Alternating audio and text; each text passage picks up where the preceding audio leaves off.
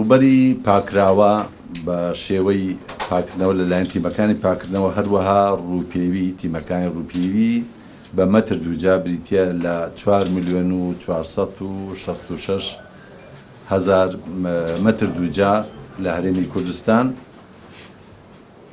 ڕووبەری پاکراوە لە ناوچەکانی ڕزگارکراو یعنی ئەو ناوچانەی کە لەلایەن هێزی پێشمەرگەوە ئازاد کراون لە ژێردەستی داعش،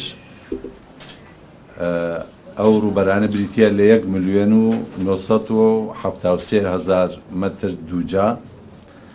ژمارەی مینی لە ناوبراو بریتە لە 1,269 مین کە لە هەرێمی کوردستان لە ناو براون لە ڕێگەی تیمەکانی پاکسازیەوە.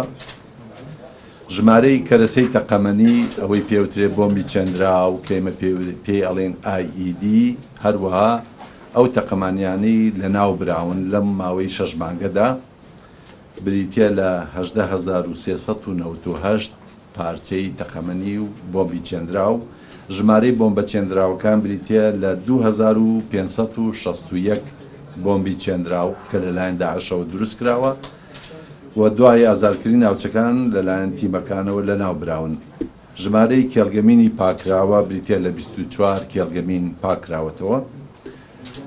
ئەو هاوڵاتیانەی سوودمەند بوونە لە بەرنامە هوشیارکردنەوە لە مەترسیەکانی مین و تەقەمەنی بریتە لە 82,194 کەس بە ڕەگەزی جیاواز لە ژن و مناڵ و گەورە و بچوو، کردنەوەی خولی ڕاهێنان بۆ ئەوەی خەڵکەکانی ئێمە بتوانن کاری ماینەکشن ئەنجام بدەن.